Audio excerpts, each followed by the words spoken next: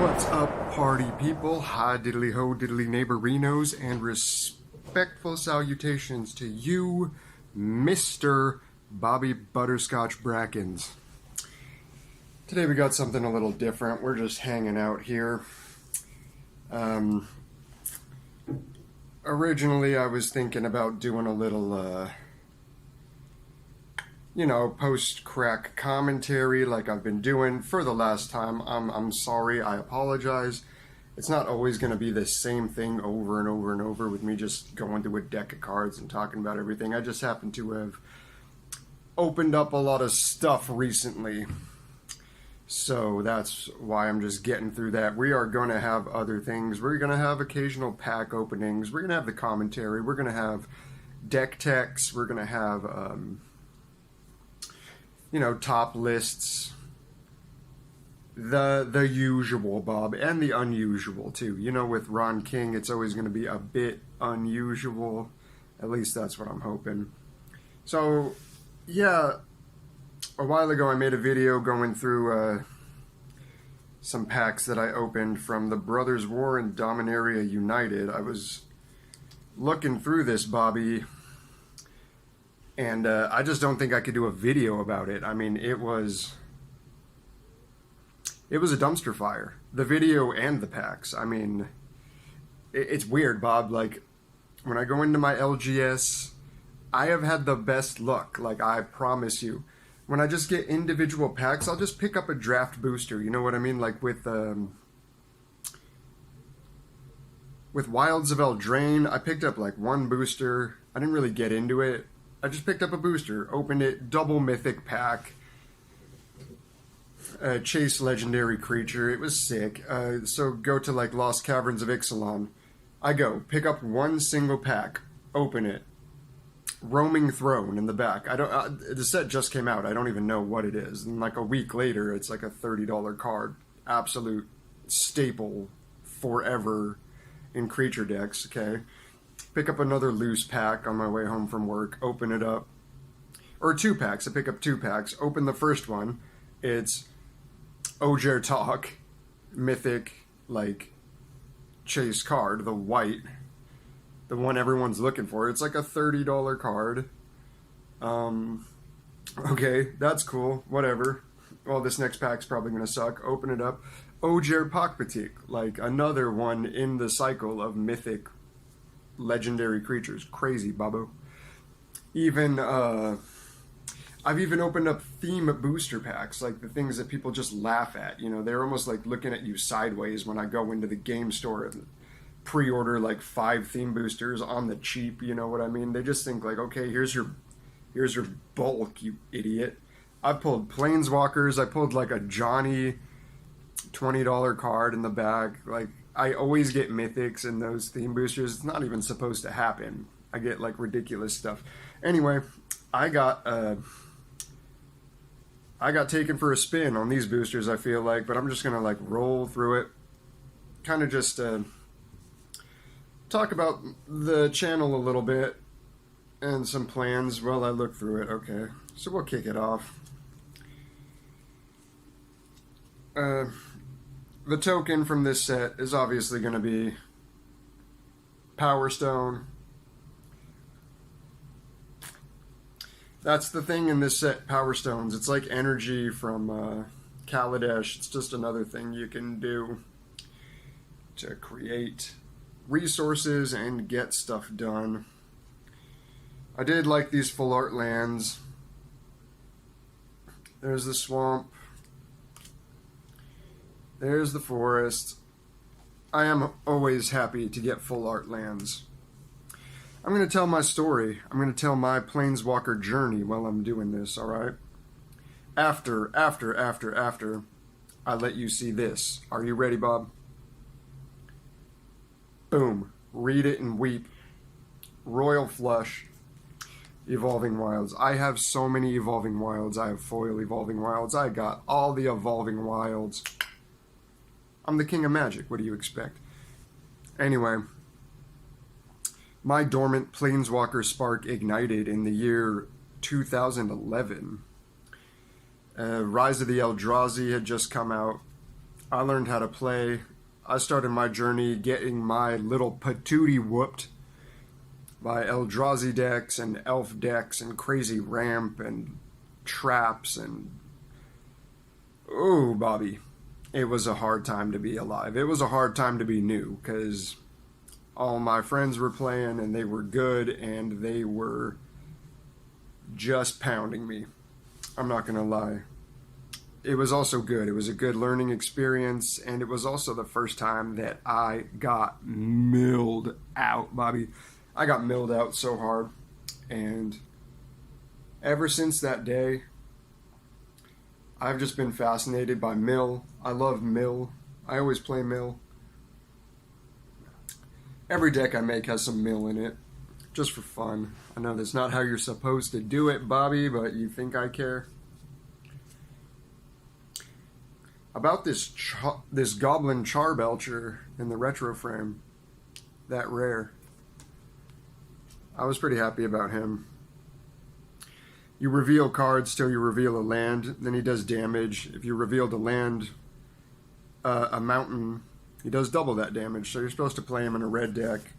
You know, that's not a big asking price considering it's a goblin. So, yeah. Phyrexian Revoker in the retro frame. Always happy to see it. Those are cool cards. Like, those are ones that I'm actually happy to have in the collection. And then some rando Phyrexians. I'm all about it, Bob. Check this out. That's my first tattoo. I got it during the golden age of New Phyrexia. Yeah, that's what I was saying. So the first set to come out when I knew what I was doing was Scars of Mirrodin. That was an exciting time, man. We all went and picked up Scars of Mirrodin packs and learned the set together, went through all the new mechanics. It was fun, man. Moved on through that to Mirrodin Besieged.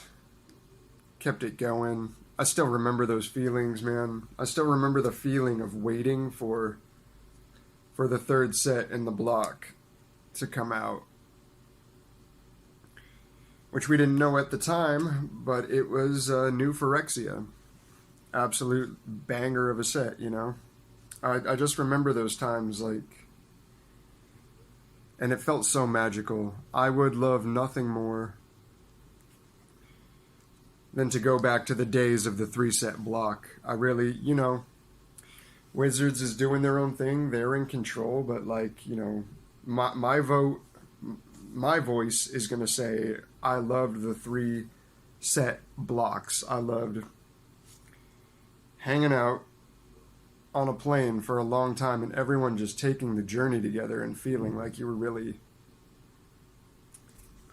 setting up shop on that plane, getting to know everyone, actually moving in, you know, feeling like a resident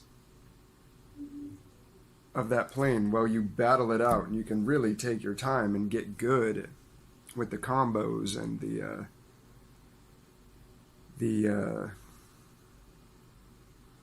why do I want to say symbiosis, symmetry? Well, I brain farted, Bob. Anyway. Then, just like that, it was over. And we didn't know what was coming next. No idea. You know, this was before it was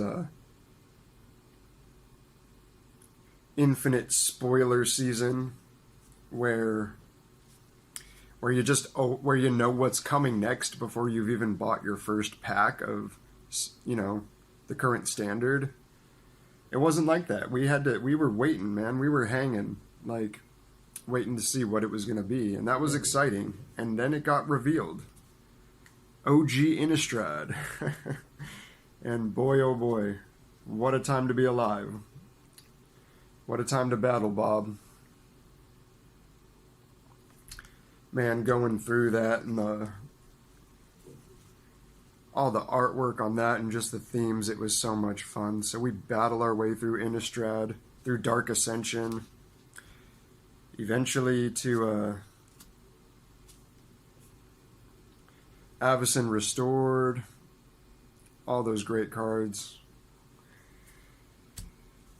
Sometime during that time, you know, I got like boxes. I was just talking to an associate who didn't really play, but he said like he had an old Magic collection from his older brother or his dad or something. He just asked like, "Do you want it?" And I'm like, "Yeah, sure. How much?" He's like, "What? I'll just give it to you." I was like, "Oh, you know that feeling. If you've ever experienced that, you know that feeling. Let me know down in the comments if you've ever had something baller like that happen, like someone just gives you their collection." So I take it home.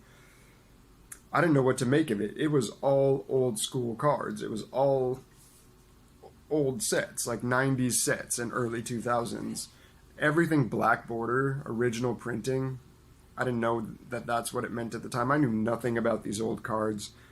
I didn't take care of them. You know, I played on the dirty carpet, no sleeves, just shuffling like, yeah, ride 'em rawhide, you know what I mean? Like, I did not care at all about keeping them nice. And then eventually I lost my whole collection. I don't even remember how. I don't remember if it got stolen.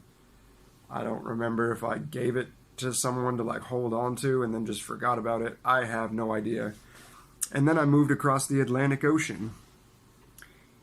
And when I did that, you know, I guess before that, you know, I was still playing after Innistrad.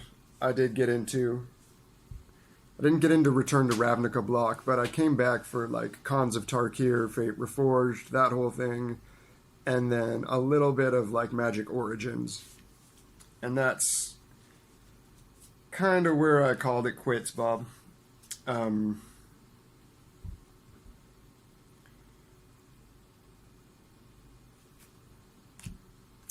I moved to Sweden, and then, you know, when you move to a new country, you got to look for a job, and you got to learn a new language, and you got to do all this stuff. You're not really, like, your first thought isn't, like, or at least shouldn't be, you know, oh, where do I get Magic cards here? So it took a number of years before I even thought of it. You know, I got an old box from my mom who came and visited. She brought the one box I had left of Magic cards, and then that just like reignited it. That was earlier in 2023, and then I just kind of like started rebuilding my collection from there, getting into everything, and man, it was crazy because like, you know, when I stopped, it was still the 3-set block. It was still pretty easy to understand. It was still pretty light on the like side products. You know, pretty easy to understand. When I came back, it was like I thought, okay, I'll just look at you know, the sets that I missed, and it was all this product. And now it's like, okay, yeah, now it's 2-set blocks. And then, you know, the next week after I started playing again, it's like, okay, well, no, now there are no blocks at all. Now we're hopping all over the multiverse, Bob. And then it became like, okay, now all of a sudden everything is about Ravnica, and there's Modern Horizons 2, and there's Commander Masters, and there's Master Masters, and there's Master Blasters, and there's Master Blasters 2, and Master Blaster Super Deluxe Mega Masters 45. And all these art treatments. Nothing is the same as what it used to be, Bob, but it was fun getting to know that, but it was hard to wrap your head around at first. I still wonder about my collection. I wonder if I had like 3 Black Lotuses that just got stolen. That's how it goes, Bob. That's how it goes. That's the Magic life. What do you think about prototype artifact creatures, Bob? It's a cool idea. Pretty sure they suck. Pretty sure they suck. But it's a cool idea. Nice colors on that. So yeah, that's pretty much where we're at. I just got my collection together. I mean, I've assembled a pretty good collection so far. I'm going to keep going. That's why I made this channel, to come and just share it with you, to do something else with my collection than just, you know, spend money on products, actually do something with it, something fun, something engaging. So that's why I'm here. Anyway, I'm not going to keep going through this pile. This has already gone on and on. Thanks for listening to me ramble. Thanks for listening to the rantings of an old Magic man. Anyway, this is Ron King Magic, the worst channel on YouTube for Magic the Gathering content. If you like this kind of mindless nonsense, be sure to like and subscribe. I really appreciate it. Just trying to grow the channel. You know, I'm not trying to become big and famous. I'm not trying to be the professor from Tellurian Community College or anything, although it would be sick if, like, one day I got to meet him. Hi, Professor. Hi. I love you. Anyway, thanks a lot. We'll see you later, bros. Peace.